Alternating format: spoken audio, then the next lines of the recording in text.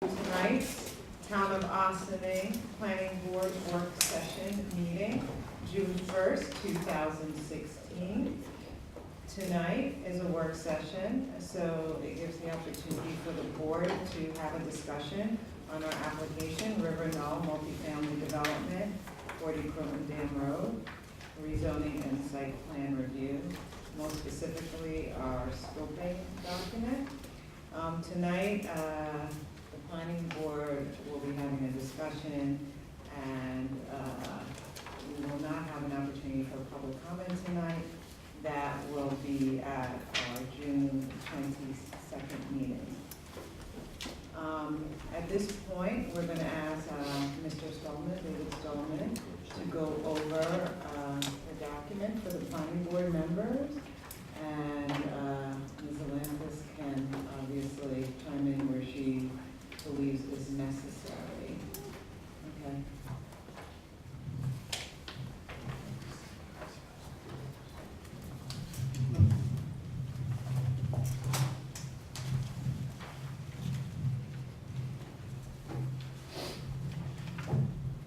So the document I handed out this evening is dated June 1st, 2016. You received the applicant's draft scope, about 2 weeks ago perhaps, around the last meeting. And if you don't see a tremendous difference between this and the applicant's draft, it's because we gave the applicant in Word format the scoping outline that we all worked very hard on for the Highview Farm project. So that was their starting point. We tailored that scoping outline, that final scoping outline that we worked quite a lot on for the Highview Farm subdivision, and then handed that back to us. So you've had the draft scope, the applicant's draft scope, for a couple of weeks now. So why don't I just go over the changes, and we can go page by page, and if anybody has any additional comments, proposed insertions, deletions, et cetera, we can go over them on that specific page. And I won't bother mentioning the super minor things that are just kind of editorial.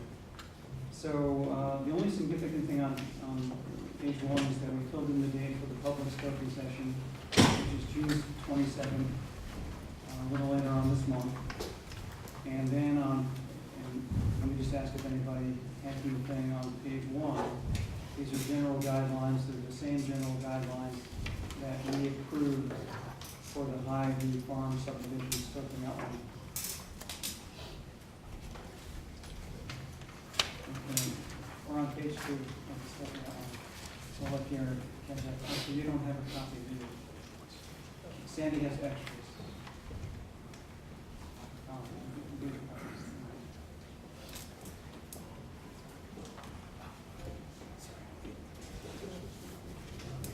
And then under proposed action on page 2, we mentioned that it's a 188 unit proposal, and we took out the market rate units and the affordable units, because they're mentioned later in the paragraph again.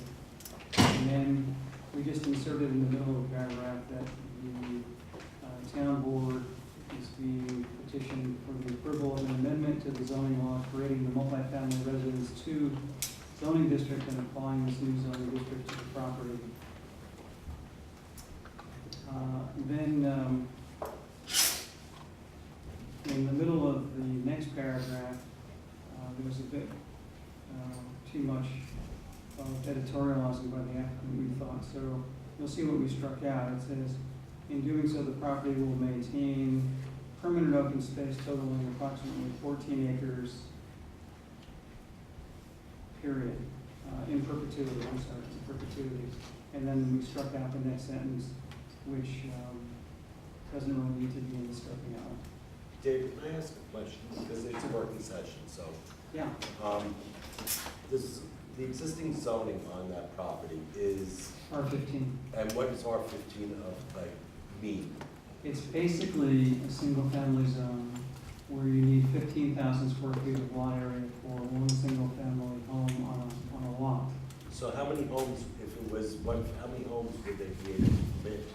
If it was, if it was stayed the So same? we don't know that, but we're gonna find that out in the DEIS. Okay. And when we get to the alternatives, I'll explain that a bit more. Anybody have anything else on page 2? On page 3, the only significant change is to add, as one of the required approvals, the fact that the town board is being petitioned to change the zoning map and to make the zoning text amendment by virtue of creating the MF2 district. That's at the very top of the table. Then on page, move on to page 4. In the section B, overview and description of site and environs, we want to make sure that there's some discussion of the proposed future disposition of the portion of the subject property in the village of Austin. I believe that that would be just left to remain as it is forever. But if there's anything to be proposed in there, any sort of drainage change or this or that, that would be mentioned there. And then under flora and fauna, we want to make sure that this includes, but is not limited to trees regulated by the town code. Anything on page 4? And this is basically not the planning board's last opportunity to comment on this. We're going to have the scoping session on the 22nd, and then we won't be approving, or that will be approving the scope that night, so there's even time after the 22nd to continue to modify the scope. And as I said before, the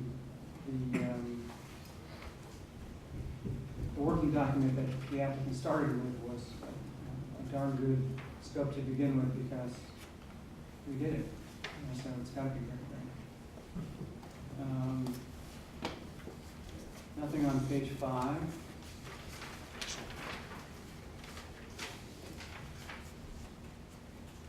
Page 6 is just editorial at the top there, no substantive change. Page 7, there are some underground fuel tanks on the site. We want to make sure that they're described and the proposed future disposition is talked about, and any potential impacts regarding the future disposition is addressed. And then at the top of page 8, any needed mitigation regarding the on-site underground fuel tanks shall be addressed as well. And then on page 8, we move on to vegetation and wildlife, which includes all the improvements that Gareth suggested to the Highview Farm scope. And then page 9, in historic and archaeological resources, I think this is just a remnant of the Highview Farm scope where it says, and is now struck out, it will be noted that the New Croton Aqueduct runs through a portion of the site. So we took that out.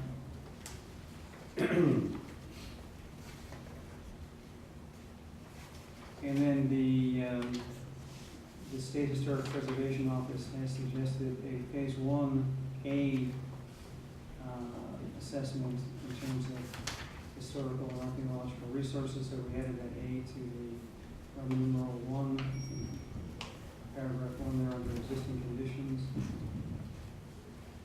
And it talks about the fact that if Phase 1A recommends a Phase 2, that has to be done as well. E1, but isn't it already determined that there is no historical on that building, or we don't know yet, on that on the main building, We're talking about the whole site, the whole site? the whole site. In terms of cultural resources, archaeological resources, any historic or archaeological resources.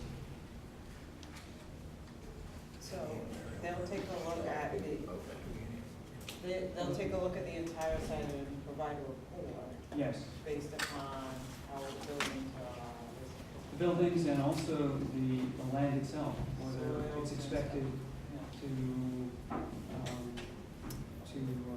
yield any historical resources. any arrowheads or shards of pottery or anything else that might, be found.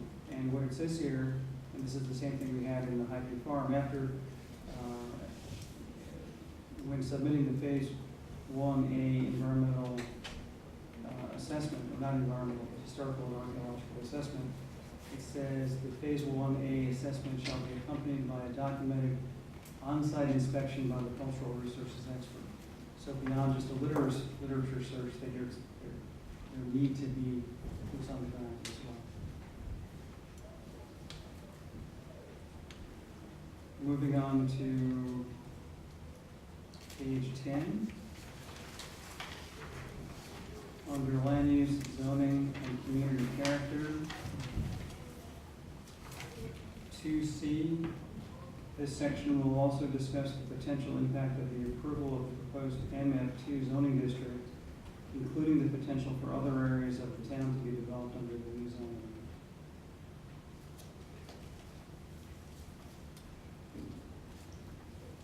So they'll look at all the sites that are in the MF2 that potentially could be developed, Sites that could be zoned MF2. and- could be zoned through Right. rezoning as MF2. Right.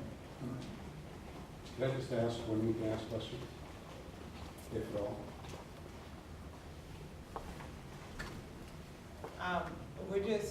It would have to be at the No, no, end. that's fine. It has to be at the end, because we just want to get to the document and have our discussion and then. Okay. Then we move through the traffic impact analysis. No significant changes there. We list all the they listed all the intersections and the peak hours. Now, this, the intersection, Mm-hmm. Taunton Dam and 9A, That's F. F. Now, do they have to go through, I guess, the level, like the level of service? The whole, capacity analysis, the whole thing. Will they have to provide an analysis for both the proposed, the proposal as well as the alternative, which would be, building single family units, in terms of traffic impact, especially on the They have to do it at a level of detail sufficient, we'll get to this under the alternative section, sufficient to be able to quantitatively, qualitatively compare the various alternatives. Didn't they, propose, like, widening the, intersection there, removing some, like, telephone poles, accommodate Yes. the traffic, so they have to do it again, or? That'll be one of the mitigation measures, let's see, on page 12, under anticipated traffic impacts based on existing roadways, 3B and 3C. So 3C talks about a mitigation plan, so part of their mitigation plan would be the widening of the approaches, the Croton Dam Road approaches to 9A, as they've shown us so far. So that would be, Mark, that would be included in this area of the document. In 3D? 3C. 3C. The question, 3B and 3C. question I had, which is related to this, it just comes back to the, not go back, page 3 where the required pools. Because this is an existing curb cut, does the DOT have jurisdiction on this? And should it be listed as one of the pools? Or because we're using an existing curb cut to the site, we're not making any improvements in that sense, right there? Well, Paving, striping. It isn't like the state highway anymore, so it's the, yeah. 134 now moves to Hawks. Okay, That's why it's not included. okay. the county doesn't have any jurisdiction? Is it considered just a local road? I think it's town. 134 is town? Yeah, No, not At that point. 134, but It's not 134 134. actually loops around the halls. Right. Pro dam. So technically, 134 Okay. I was thinking. it comes was- across, and then you're supposed to make the right to follow 134. Okay. So this section of roadway is not owned by the state. So what about the same question with the area at 9A? Well, the 9A, that portion's just like right at the, before you turn, it's still a state highway. And actually, probably one of the unfortunate timing things right now is the state's doing a project now to replace that culvert. There's a big culvert there that needs to be replaced. And coordination-wise, now would be the time to put another section onto that culvert to accommodate a wider intersection. But I think, given where these guys are in the process, the DOT's ready to roll with that. But maybe that's something we could talk about them considering that, adding on to the current state project, if there's a way to consider adding on to that to widen the approach to 9A. We should have that conversation with them, as should the applicant. So to put a finer point on it, the question would be if we're gonna be widening the Croton Dam Road approaches, or the approach to 9A, will that require a highway work permit?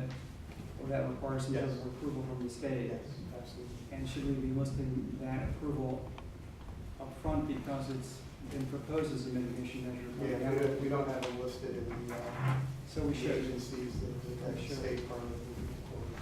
So if you But who tells the Department of Transportation? Well, they're gonna be. They're gonna get a copy of they'll the get this DEIS. circulated, Actually, they'll get a copy of this, because we're gonna file this, once this scope has been finalized, we're gonna file it with all the interested and involved agencies. Okay, that brings us to, Just to that point, do you want us to add something in? Just describing why that's listed? I'm gonna continue to work on this, so I'll add it in.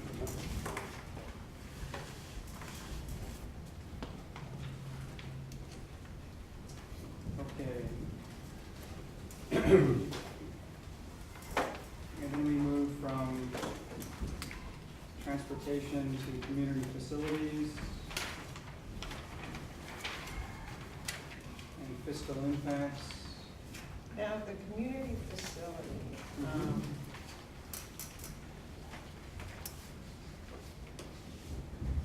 how does the recreation,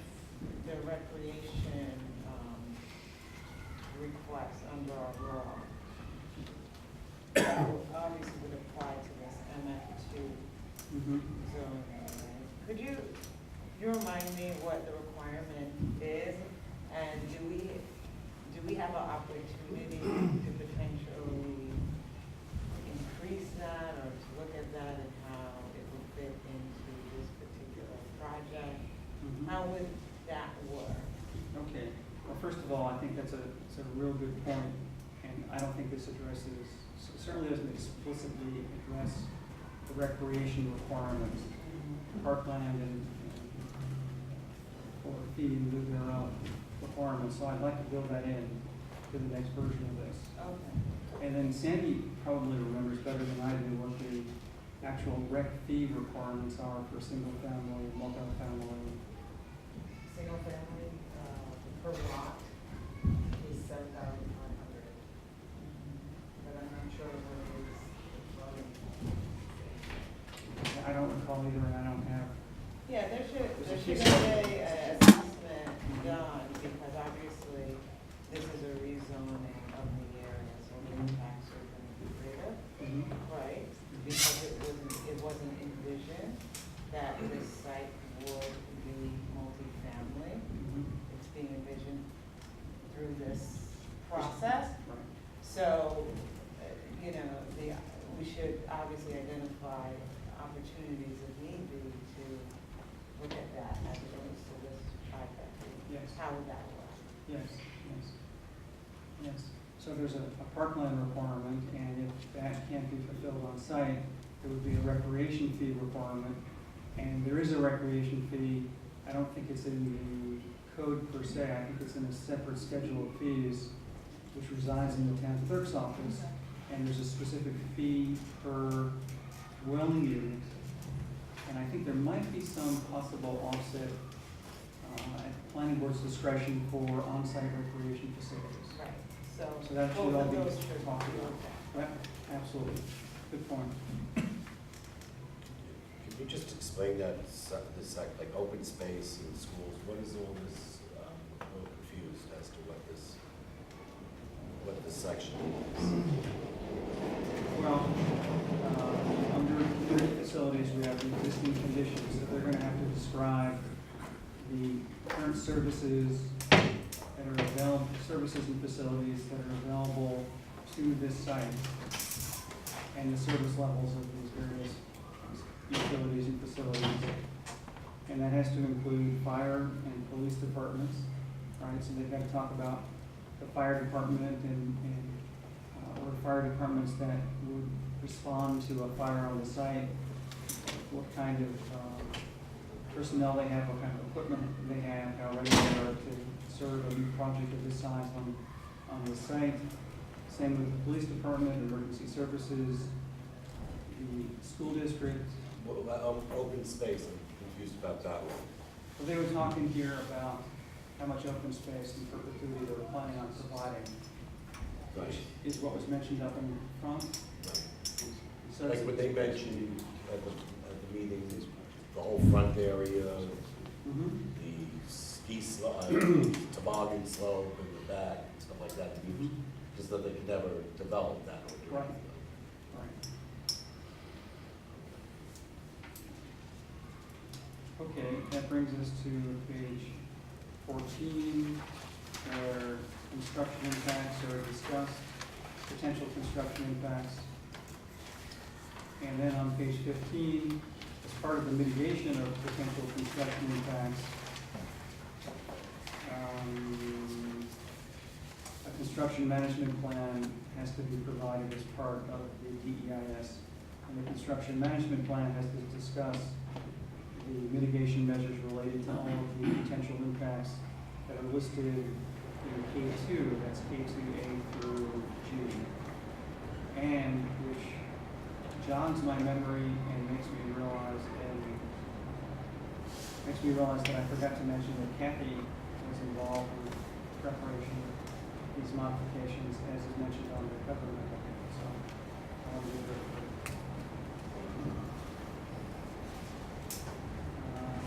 And then we come to the alternative section. And it says a graphic layout shall be prepared for each alternative listed below. Each alternative will be discussed at such a level of detail sufficient to permit a comparative assessment of the impact issue with each alternative and the proposed action. Summarize the comparative analysis description and evaluation in tabular format. So the alternatives to the original MF2 project that was presented by the applicant would be, the first one is A, this more compact version that was presented at the last planning board meeting. So that would be alternative A. Alternative B would be a conventional layout, which meets all of the requirements of the R15 zoning district, the balance of the zoning law, and the various chapters of the town code, and which respects the site's environmental constraints. Can you just stay on 5A for a second? Sure. I went onto the website this morning to see if Glenn's new plan was on the one that they presented a couple weeks ago. It was still the old one. So if they can just send it to them in PDF format so that they can post it. Of course. And I think it would be a good idea to put this version of the scope on the website as well, as we move toward the public spoken session. So then C would be a cluster development. So getting back to B for a minute, we're going to take a look at that layout that gets submitted and see if we think it's feasible and plausible, and that's gonna yield the number that you were talking about before. And they won't be fully engineered or anything, sort of just a graphic representation accurately showing building envelopes and stuff like that, where it's not gonna break it and all that sort of. I don't expect that you would have a grading plan, but you have to be sure. Accurate, two-dimensional, yeah. Right, on topographic maps, so, I mean, the site is so rugged, we have to make sure that it's a realistic layout as opposed to something that you could put on a billiard table. And with the topo, we'll be able to see any.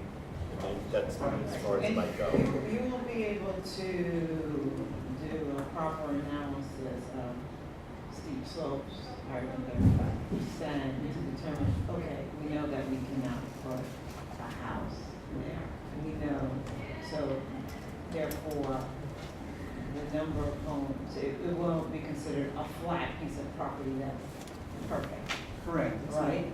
Yes, we all know it's not exactly a corner, Right. so it has And to be. wetlands and all of those impediments to building will be considered. Right, and that's why we put, it's got to meet the requirements of the R-15 zoning district, the balance of the zoning law, the other chapters of the code, tree protection, steep slopes, wetland protection, and respect the site's environmental constraints. Yes? Sure. And then we would have a cluster development based upon that R-15 conventional layout. So whatever number we think is plausible for a conventional layout, it would cluster. Maybe that's 15, maybe that's 20. Who knows what the number is right now? It's anybody's guess.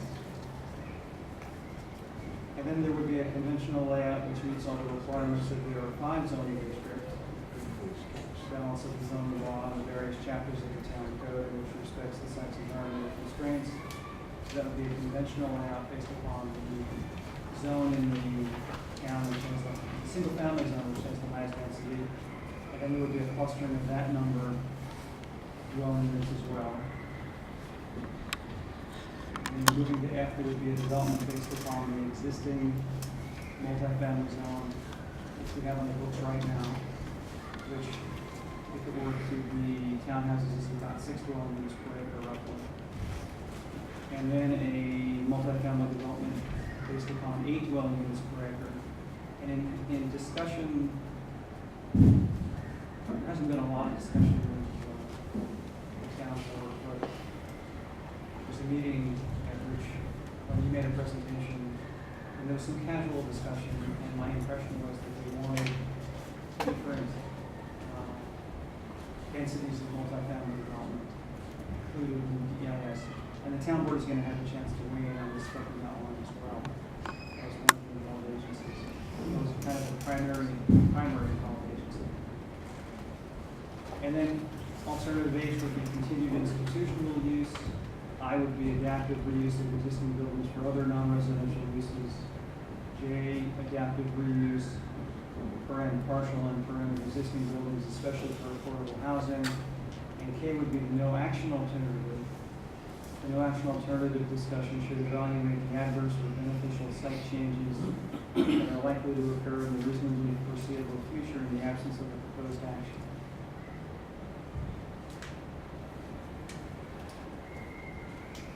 And then, yes.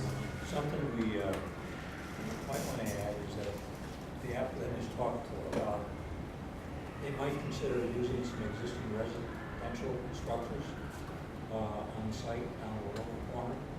Whereas if they're doing all these alternates, they very well might not include those down subdivisions and that.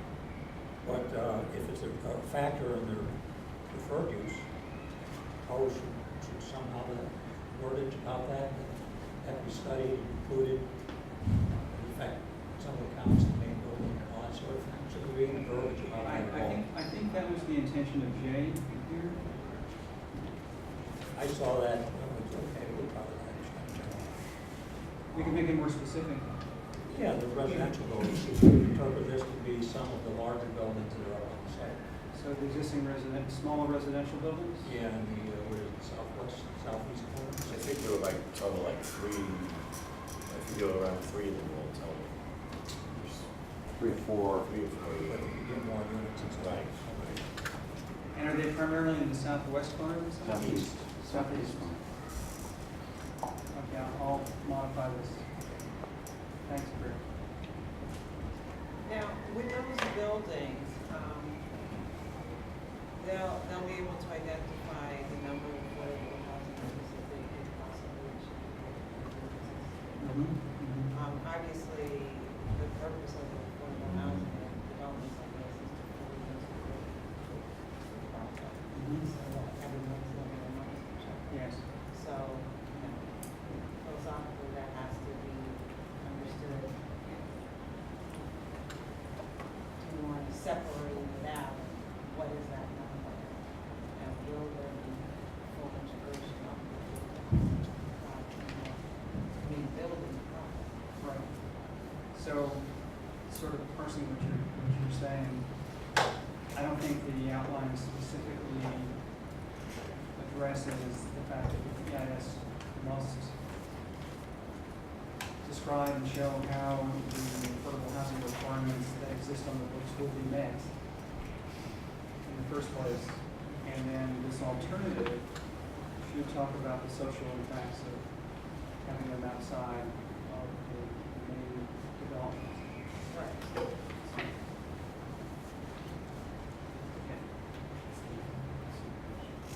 I'll change this.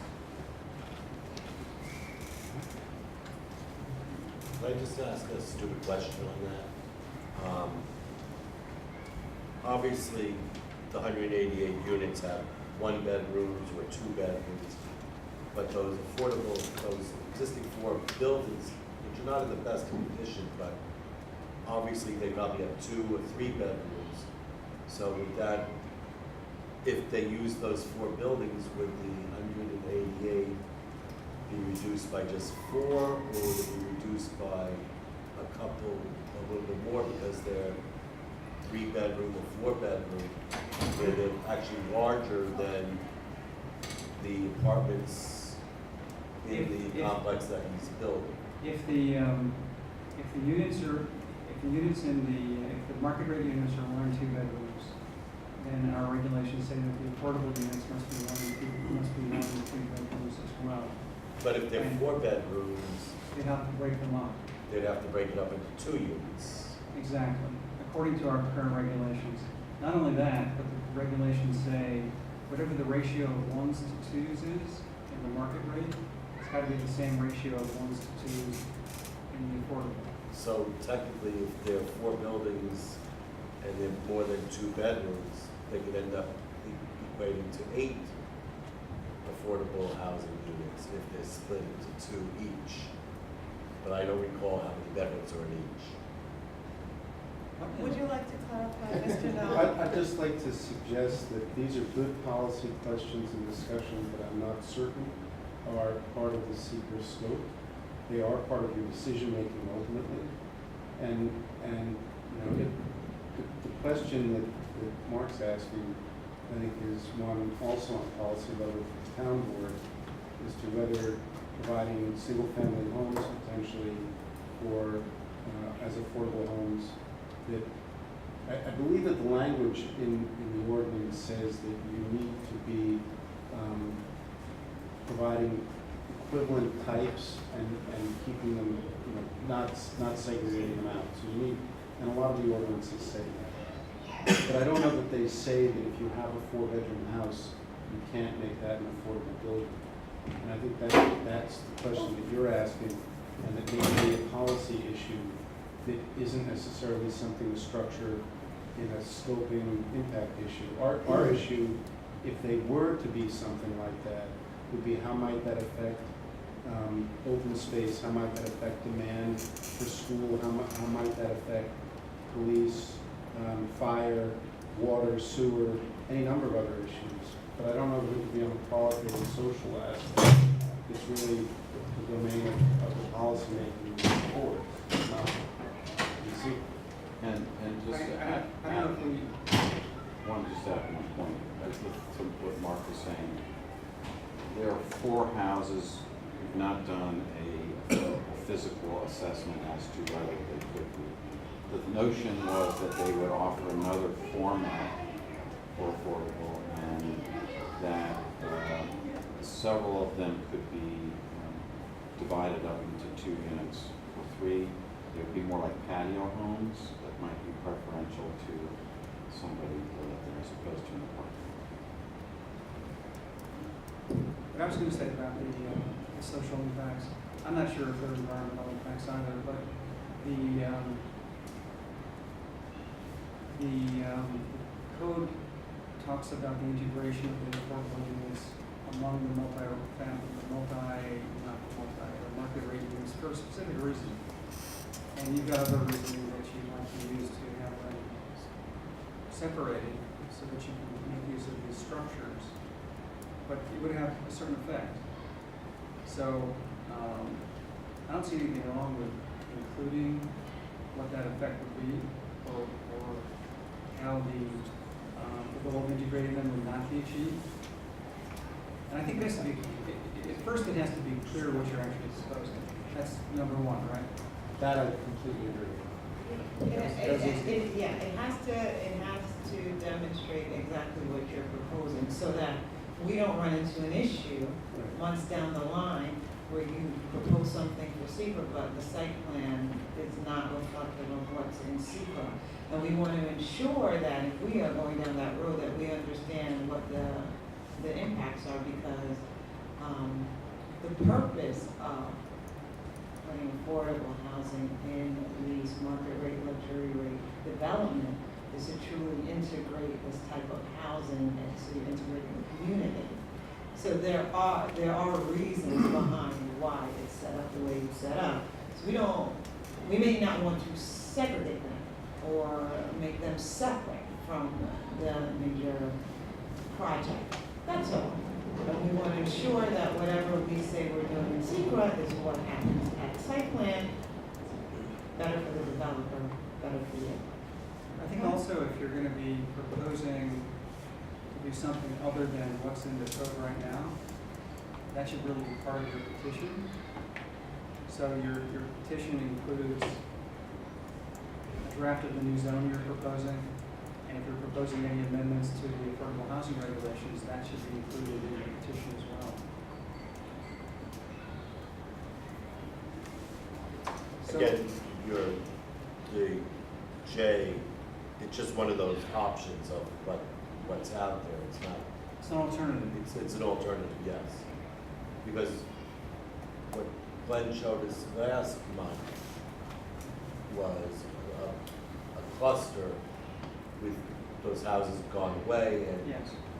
and the affordable houses within that, and then the rest of that space, which is those houses, which abut all the other residents, in a way, at the moment, in my eyes, and just an opinion, a little bit of an eyesore at the moment, because they are not in the best of condition, but they've never been maintained.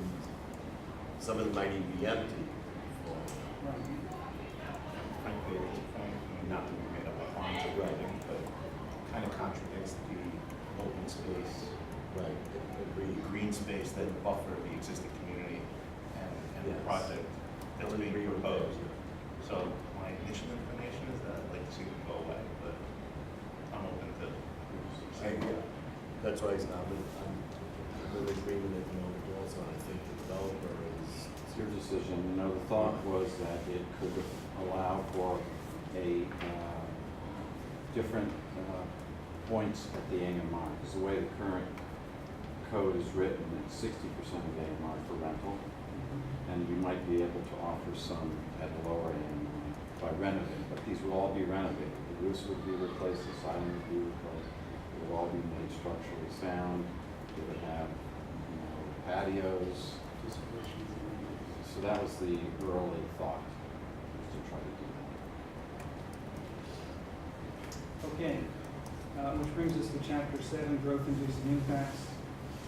And there would be a new section B, which would say, potential for additional residential development in the town based upon the proposed M2 zoning should be quantitatively and qualitatively discussed.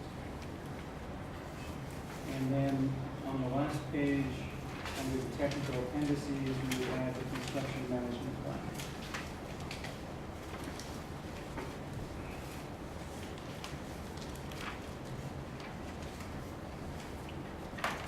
And those are all the modifications that I'm suggesting. Thank you, David. Bill, would you like to address Thank the you. board on any issues in the scope?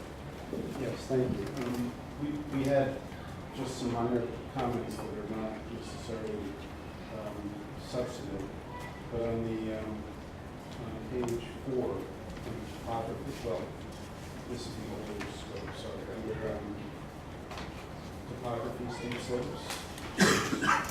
So, chapter 3. I just wanted to refer to the. Page 6. I'm just looking for, Page 6. our engineers indicated that the soil types would be identified by USDA National Red Soil Survey. If that's acceptable, just to make it clear that would be identified. Gave up page 6. Okay, so this would be page 6B1. Yes. USDA, National Web Soil Survey. Rather than certified professional geologist. I think that would be The, and under C3, mitigation. I'd like to make a comment about that. Since I don't anticipate that you'll find wetlands or wetlands of any significance on that property, I'm not concerned about that change that you just proposed.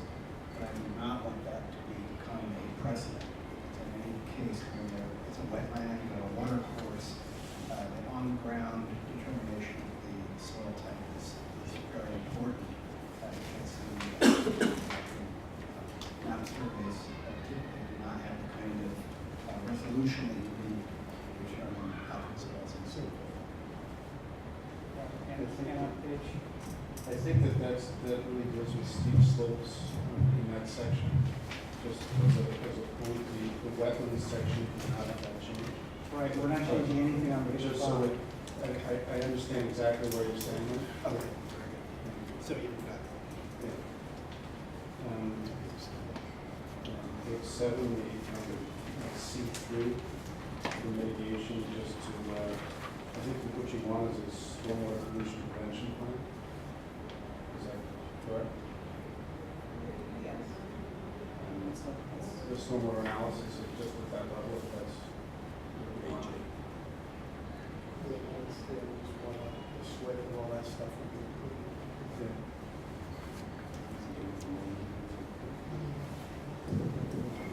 The difference between the stormwater analysis and the stormwater pollution prevention plan, what, The stormwater pollution prevention plan would include all that.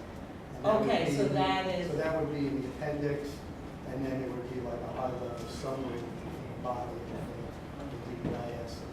So that- the main points. so SWPP is a section of a stormwater No, analysis? the reverse, the SWIP would have, discussion of, all mitigation measures, the modeling to determine the size of the ponds.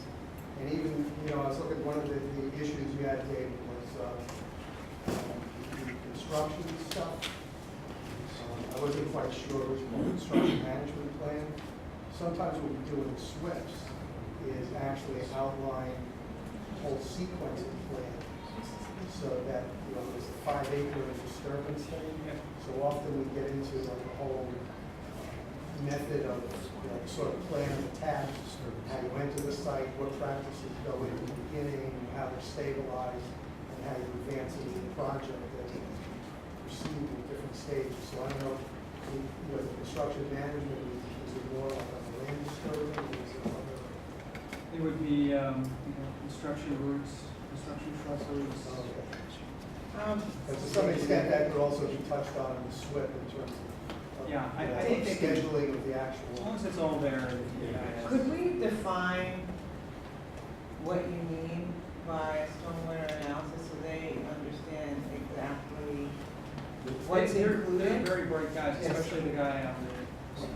Well, he just asked a point, he just wanted to clarify, did you want, from what I just Are heard, you good with SWP this? or Yes, stormwater I would just make analysis? some suggestions. Joe Sargino with JNC Engineers. I would just make sure we just mention it, stormwater pollution prevention plans required, because that's gonna cover everything that you want to see. And in the appendices, we have very Yeah, I did see that in- item B is the stormwater pollution prevention plan. Probably good to mention it in this section too. We'll mention it here as well. Right, it'll just be a high level Including summary, the all the rest. points that come out of it, because the spread is Exactly. obviously gonna be. That'll cover everything if we say stormwater pollution prevention. Yeah, we're gonna say that, Yeah. including these other things. Because it's very important, because there are issues regarding runoff on that specific site and with the neighbors. And we agree So with you. it has to be very detailed on This how is- you're handling it. This is a very broad, global sort of analysis, type of analysis that's done on larger scale developments. Anything with more than an acre of certainly should do this type of Yeah. stuff. This is more than So an we acre. just want to make sure, for this particular site, it's very detailed, because we want to ensure that we're able to answer questions. As we regarding do that. That was why we were listing the stormwater. Wasn't one of your preliminary drawings showed some of those, To show the basis. yeah, show the basin, so that again, if you are up to upload your drawings and present them to us, I think this would help also. This document will take those drawings a whole other step. Right. Give Dan a whole lot more detail. than- Right. It's just one more thing on page 8, TR 20, in this case, we're going to use TR 55 in our analysis, and we'll work with Dan on it. Or TR 40. Technical matter. That's not what it's- Should we put TR 55 in? Yeah, it's, I mean, we did want to see what, you know, like, I mean, the TR 55, you know, it doesn't do like the more sophisticated modeling. So, I mean, we'll talk. We'll talk. I want to have a good solid model we can tweak that, you know. For the time being, should we leave it the way it is? So we have through the 22nd. Yeah. Or just, you know, just leave it as, you know, an acceptable, you know, because even the stormwater general permit, you know, talks about this.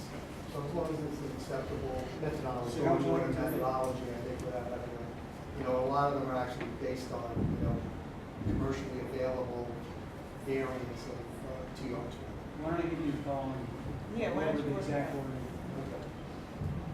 Or Then call we'll get a me copy. whenever it's convenient. Okay. Good. Yeah. We want to make sure that we're providing you with all the information you need. We're concerned with doing a tree survey of the entire property when so much of it's being preserved. It puts us out to do a lot more tree surveying than we need. If we were to do it in the general area of disturbance, or even extending to X number of feet beyond the disturbed area rather than doing the entire site, it would, I think, be more efficient, save money, and still get you all the data that you need. So here's the issue with tree surveys. We like to understand what's existing, just in case there's an issue with construction and for some reason trees are not down and we weren't easily able to identify them, et cetera. So, you know, it becomes very important for the EAC to understand what. But if it's outside an area that's going to be disturbed, whether it's for water line, sewer line, drainage, anything else like that, and it's just up in the hill. Bill, I don't think it's a problem. I think we are in agreement with the surveyors. They started their work, and I don't, they're going to do the entire site that's going to be. And, you know, and perhaps it even helps their cause, because if we're going to look at alternatives, that's one of the metrics that we discuss is, you know, what I will will try that trees. time. Thank you, Mr. No. This is going quite well. So I guess one of the other things is just to modify the time on the counts under section age. On that same note with the tree survey, obviously, a Google map would also help also. Before they start any work, at least have that in where all the trees are, so whatever work. This is gonna be much more accurate. Yeah. Maybe just go see the cat, Yeah. but it may tell you size and species. Yeah, we're gonna have size, species, and conditions, so we can, that's something. So Bill, what were you? So the counts that are gonna be done when the schools are open during appropriate weather conditions, Mhm. I was told they're gonna be from 7 a.m. to 9 a.m. instead of 9:30, and from 4 p.m. to 6 p.m. instead of 6:30. And it's just for accuracy. Have you done those already? That should be fine, I think. Do you have anything else that I shouldn't say? Or anything I should say? Doing a great job. Just a comment, Mark, may, correct me if I'm wrong, may have been asking that the tree survey be available in a Google map format, so basically a GIS format. I think that's required in the code. It's in the code. I don't have anything. And you have all the data for that? It's once gonna you've be done the plotted survey? on It's gonna be plotted on the survey with specific locations and trees. Dimensions, Right. type. The question is whether it can be provided in a software format, a file format? Sure. Yeah, whatever you want. Sure. Yeah. That's okay. It's easy. I don't know. I just, That might have been. what you mentioned earlier, when they, by having the trees drawing, obviously if they do the cluster houses or X amount of houses that are on there, they're probably destroy more of the existing trees than the one building in the apartment blocks, but again. No, the disturbed area now is greater than what we're talking about, so. Yeah, that's what you just said. Oh, that was set on. I think what Mark is saying is that some of the alternatives may. Some of the alternatives will end up Absolutely. disturbing more of the existing trees. And that's part of the analysis, is to give you the data to be able to conduct the balancing on what impacts there might be. So for instance, while single family may generate less people, it may also generate less open space. It may also have other impacts. And that's the idea of the alternatives. So we can go through that as a checklist that everyone can see how that compare.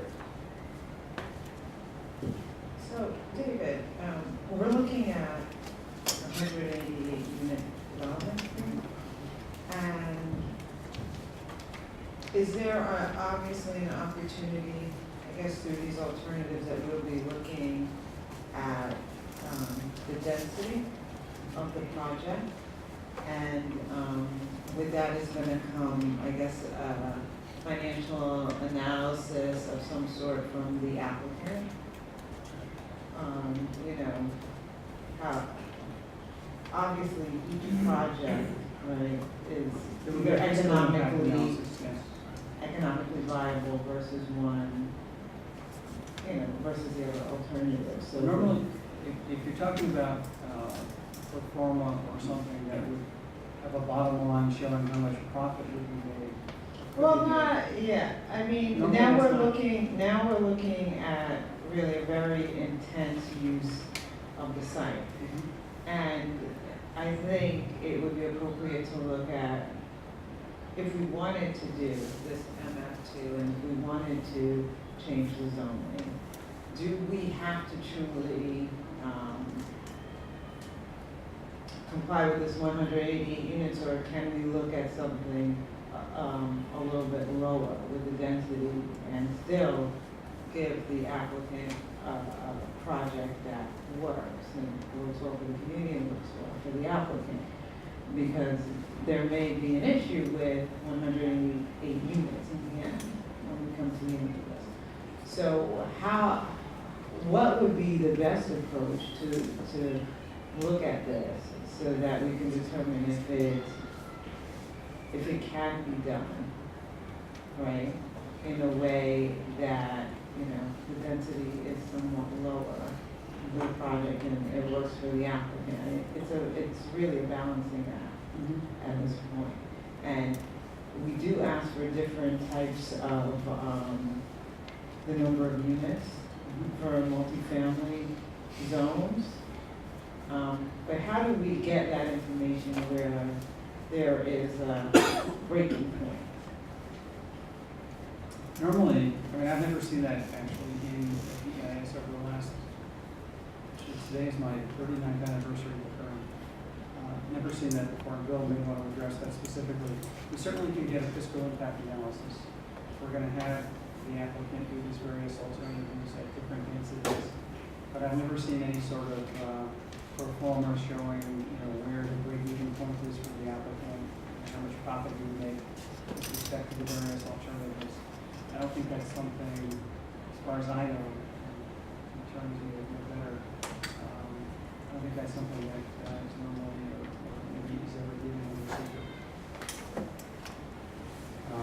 Mr. Stone is correct, that is not, whether a project is considered viable to the applicant is not a secret issue that the board delves into on a financial level of any sort of matrix or analysis of, you know, what it will cost for this, that, or the other. The fiscal analysis that Stone was talking about is one addressing the burden on the municipality and the tax generation offset that burden. So school district, fire, police, trash, all sorts of different municipal services, roads, that sort of thing, but not will the applicant make enough money to go forward with this. Well, not even if the applicant will make enough money to go forward with the project. The point is that this is zoned as R15, right? And now you're asking us to look at a zone text change to allow for 188 units, which is this is a very high density, right? So there comes a point where we have to understand, okay, what makes sense? Is this project economically viable? Is another project economically viable? Meaning, if we stay within the zoning, is that, does that even make sense today, right? And this is only for us to really understand, how does this project fit in with all of the traffic issues, right? Because this may never be developed for the next 100 years, or maybe maybe office rentals. You know how they say, oh, the single office tenancy is out the door. No one's gonna come in and do that type of project anymore.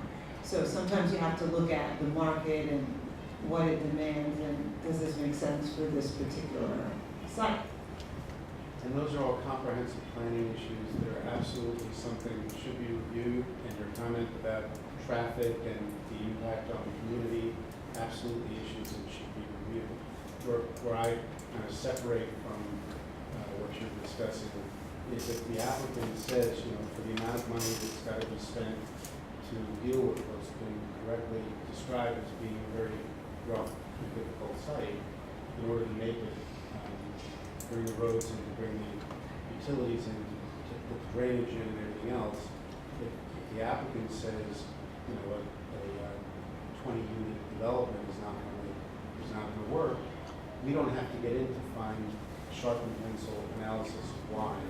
We can go through approximately what the magnitudes are for looking at the improvements that need to be done and the demolition that needs to be done. But I think that the comprehensive planning issue is one that I would suggest needs to be looked at as, at this point in time, what's an appropriate use for the site, because the hospital is the leading permitted use for the site, and it can continue. And that's got to be balanced and compared with what we're proposing. And I believe it should be compared with what we're proposing without necessarily a presumption that the zone that is now there is the right zone for it. Just looking at it all across the board and seeing what the various impacts would be of staying with one and going with a I wanna, I just want you to understand, we may say, okay, we're willing to go up to 130 units. So we say that, we're willing to allow for X number of units.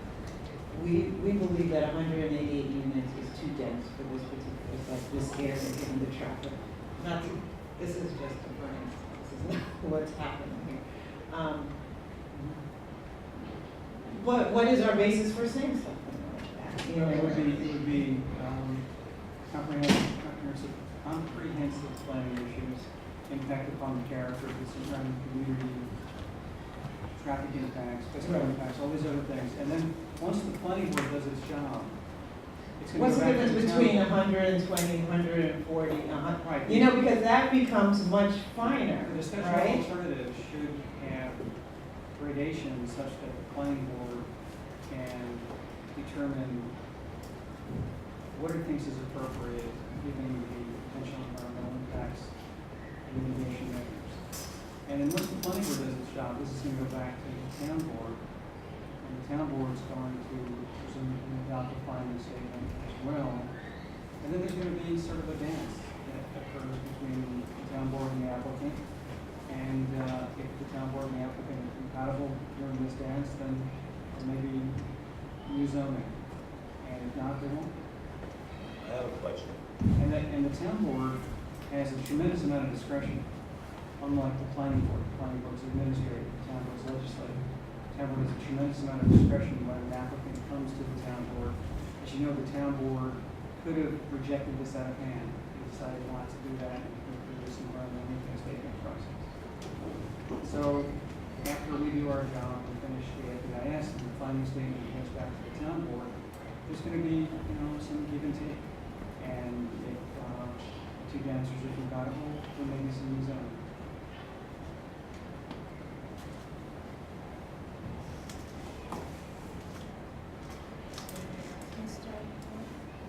Thank you. Does anyone else have a comment or thought that they would like to share tonight in this document? So I'll make these changes, we'll get it up on the website, and we'll invite everybody to come out on the 22nd.